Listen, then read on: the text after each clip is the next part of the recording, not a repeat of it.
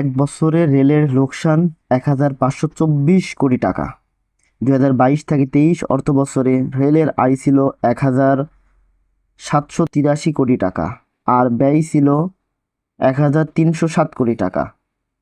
একই অর্থবছরে রেলের মোট লোকসান হয় ১,৫২৪ কোটি টাকা। বৃহস্পতিবার ১৫ই ফেব্রুয়ারি জাতীয় সংসদে মোহাম্মদ সাইফুর রহমান ইসলামের প্রশ্নের জবাবে রেলমন্ত্রী জিল্লুল হাকিম এই তথ্য জানান।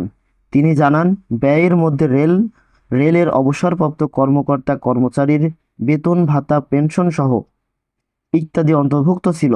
এছাড়া রেল, পুলিশ, নিরাপত্তা বাহিনী আর এনবি স্কুল, হাসপাতালের ব্যয় বাড়ায় রেলের ব্যয় বেড়েছে। মন্ত্রী বলেন, যাত্রীবাহী রেলের দৈনিক গড় আয় ৩.৫ লক্ষ টাকা। সেখানে একটি মালবাহী ট্রেনের গড় আয় ৭ থেকে ৮ লাখ টাকা।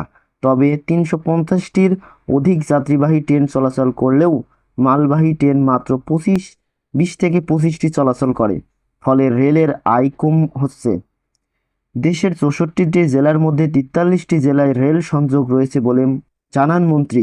তিনি বলেন, বাকি ২১টি জেলাকে রেল নেটওয়ার্ক সংযুক্ত করার প্রক্রিয়াধীন। অপর সংসদ সদস্য মোশাররফ আলমের অপর এক প্রশ্নের জবাবে রেলমন্ত্রী বলেন, রেলওয়ে একটি সেবামূলক সংস্থা। আওয়ামী লীগ সরকার গঠনের পর ২০০৯ সাল থেকে এই পর্যন্ত ৯৯টি নতুন প্রকল্প নেওয়া হয়েছে। ২০২৩ থেকে ২৪ অর্থবছরে এডিবিতে বাংলাদেশ রেলওয়েতে ২৫টি বিনিয়োগ প্রকল্প ও ৩টি কারিগরি সহায়তা প্রকল্প অর্থাৎ মোট ২৮টি উন্নয়ন প্রকল্প চলমান।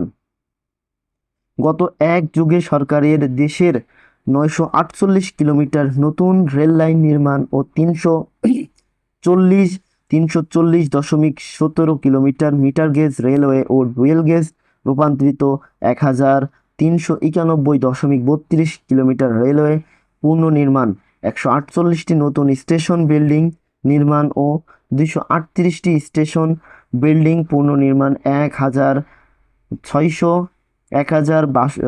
১,০৬২টি নতুন রেল সেতু পুনর্নির্মাণ ও ৭৯৪টি রেল সেতু পুনর্নির্মাণ, ১৩৭টি স্টেশন সিগন্যালিং ব্যবস্থা উন্নয়ন ও আধুনিকায়ন করা হয়েছে বলে জানান রেলমন্ত্রী।